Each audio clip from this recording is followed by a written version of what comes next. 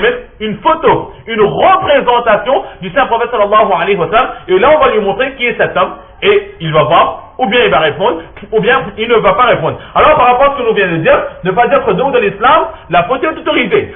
Non, la photo est toujours interdite dans l'islam. Parce que dans le prophète sallallahu alayhi wa sallam, justement, il a interdit de reproduire des êtres vivants. Mais pourquoi est-ce que les anges, ils ont la représentation du prophète d'Allah avec eux? Eh bien, cette interdiction, c'est quelque chose qui repose sur le monde d'ici-bas. Et là, lorsque la personne sera dans la tombe, c'est un autre monde. Les interdictions qu'il y a sur cette terre ne sont pas les mêmes qu'il y a dans les autres mondes. Là, c'est la réponse à cela. Et ensuite, une dernière réponse qui peut être donnée quand on va dire qui est cet homme. Alors, il est possible que tous les voiles qui séparent ce défunt prophète sallallahu alayhi wa sallam seront levés et ce défunt verra directement le prophète sallallahu alayhi wa sallam dans sa tombe. Il va voir le prophète et là, on va lui montrer du signe qui est cet homme. Et là, ou bien il connaît, ou bien il ne connaîtra pas. Allah nous choisit pour reconnaître le saint prophète sallallahu alayhi wa sallam.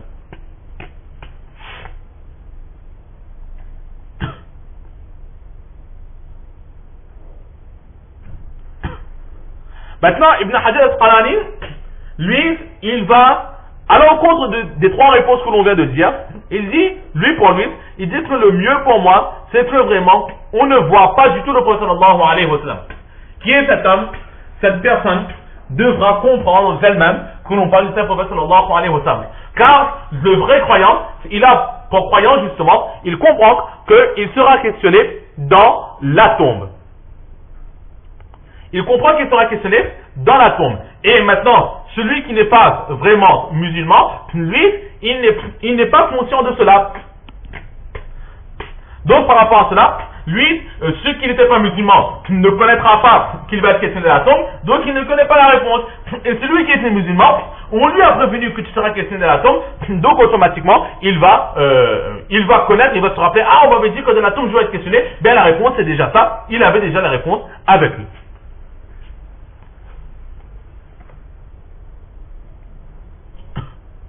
Maintenant, le croyant, il va pouvoir répondre correctement. Et il va reconnaître l'unicité d'Allah et la prophétie du saint prophète sallallahu alayhi wa sallam. Et là, il va dire qu'il est le prophète d'Allah. Il n'y aura pas comme, par exemple, les chrétiens qui eux, ont élevé Hazrat Isa alayhi salatu wa sallam au poste de Dieu, et ils n'iront pas non plus comme ceux qui se sont égarés et qui ont réfuté carrément la prophétie du saint prophète sallallahu alayhi wa sallam. Les anges, lorsque le croyant aura répondu, alors les anges vont lui dire. Ils vont lui dire très très rapidement. Les anges sont là pour nous interroger, mais en même temps ils sont là avec beaucoup de fierté. Ils veulent automatiquement donner la bonne nouvelle. C'est exactement comme lorsque le résultat des examens va tomber, la personne qui lit les résultats, qui est premier, qui est deuxième, qui est troisième, alors cette personne aussi, elle a hâte d'annoncer le vainqueur. Là aussi, les anges, ils vont hâte de donner la bonne nouvelle, mais ils sont obligés de passer par un protocole que questionne, il va donner la réponse, ensuite tu dis. Alors les anges, ils sont prêts. Ils veulent rapidement donner la bonne nouvelle que tu iras dans le paradis, tu as été accepté par Allah subhanahu wa ta'ala. Et là, on va lui dire, regarde vers cet endroit de l'enfer. Cela aurait pu être ta place si jamais tu n'aurais pas été musulman. Si jamais tu n'aurais pas répondu correctement, alors cet endroit aurait été ta place. Mais, étant donné que tu as bien répondu par la grâce d'Allah, voilà ta nouvelle demeure, c'est dans le paradis. Et là aussi, cette personne va avoir ces deux endroits. Pourquoi? Pour qu'il réalise la chance qu'il a eue et remercie Allah subhanahu wa ta'ala. Et l'hypocrite et l'infidèle, eux, ils ne pourront pas répondre.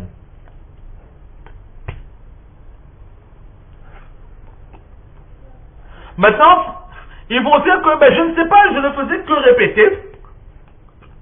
Je ne faisais que répéter ce que les autres disaient. Alors, comme on avait déjà vu précédemment, les infidèles, eux aussi, seront questionnés.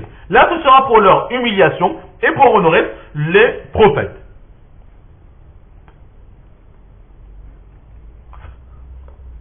Et donc, ils vont dire que je ne faisais que répéter ce que les autres disaient. Alors, cette parole-là, est-ce que c'est l'hypocrite et l'infidèle, les deux qui vont dire cela? Là, il y a des divergences par rapport aux commentateurs de hadith.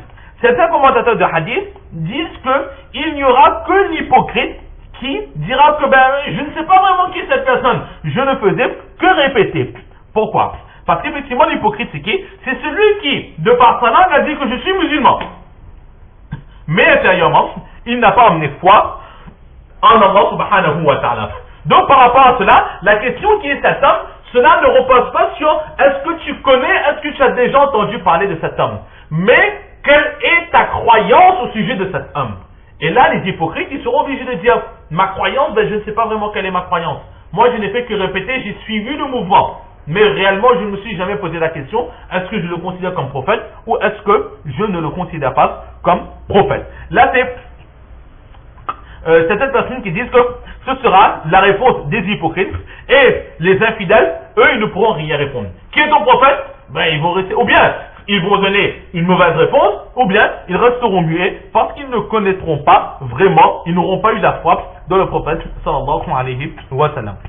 Mais maintenant, il est aussi possible que l'infidèle, le non-musulman, lui aussi, il réponde. Il va voir il va réaliser que maintenant c'est la tombe et que effectivement il y aura un châtiment, il y aura des récompenses. Alors, tant que rester muet, il connaît, il va réaliser que je n'ai pas suivi la bonne religion. Donc il va comprendre que pour moi ce sera le châtiment. Mais il va quand même se lancer au quitte double. Il va essayer de donner une réponse. Si ça passe, ça passe. Si ça passe pas, tant pis. Néanmoins, j'aurais essayé. Alors l'infidèle aussi, sur certaines personnes, l'infidèle, il va essayer de répondre.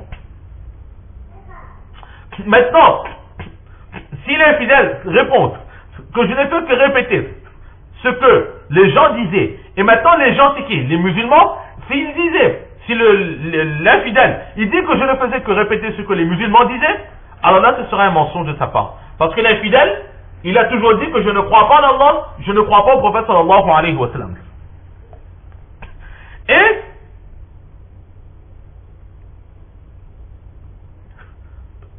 si par les gens, l'infidèle dit que je ne faisais que répéter ce que les autres personnes disaient au sujet du prophète et d'Allah, alors là aussi, c'est comme on a dit tout à l'heure, c'est une réponse en l'air qu'il va essayer de donner pour voir si ça marche, mais ça ne marchera pas. Donc la réponse, je ne sais pas, je ne faisais que répéter ce que les autres disaient.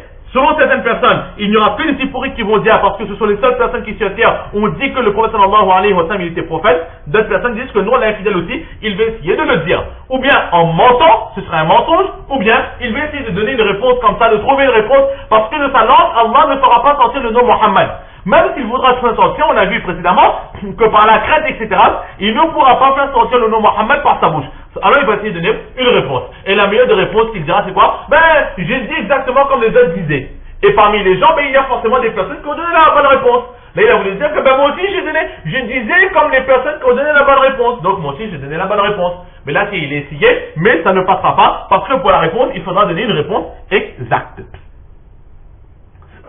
Et c'est un peu comme dans le Coran, il est dit qu'au jour dernier, les gens diront Wallahi, Rabbina ma kunna mushrikin. Ceux qui sont destinés à l'enfer, ils vont dire, oh mon Seigneur, nous jurons que nous ne t'avons jamais associé.